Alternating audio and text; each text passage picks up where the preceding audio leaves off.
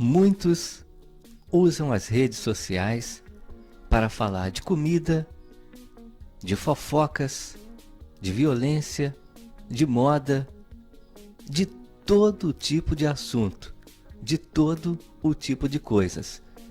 Eu quero compartilhar um ponto alto de minha leitura da Bíblia.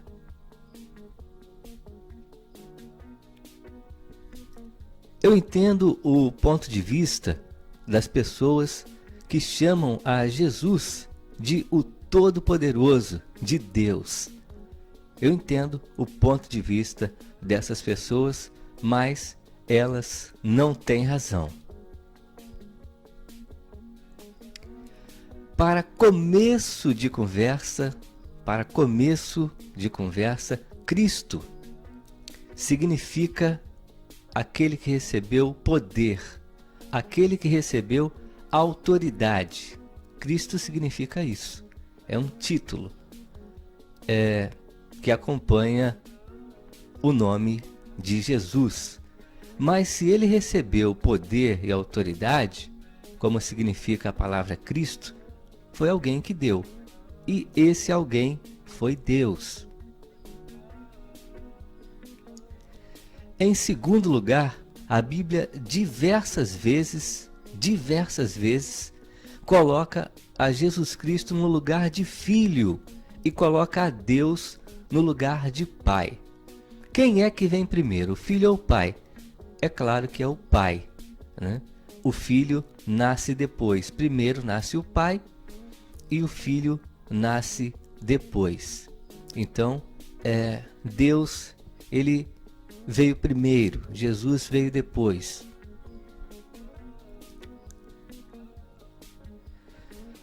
Terceiro ponto. Jesus, ele foi ressuscitado, ele não se auto-ressuscitou, ele não se ressuscitou sozinho, ele foi ressuscitado por Deus. Então, olha aí, se ele foi ressuscitado por Deus, ele não pode ser Deus. Ele foi ressuscitado, ele não se auto-ressuscitou, ele não se ressuscitou sozinho, mas foi Deus quem ressuscitou ele. E esse texto que eu falei, esse trecho que foi o ponto alto de minha leitura da Bíblia, está na carta de Paulo aos Gálatas, capítulo 1, versículo 1, que diz assim: Eu, Paulo, escrevo esta carta, eu que fui chamado para ser apóstolo, não por pessoas ou por meio de uma pessoa, mas por Jesus Cristo e por Deus o Pai, que ressuscitou Jesus da morte.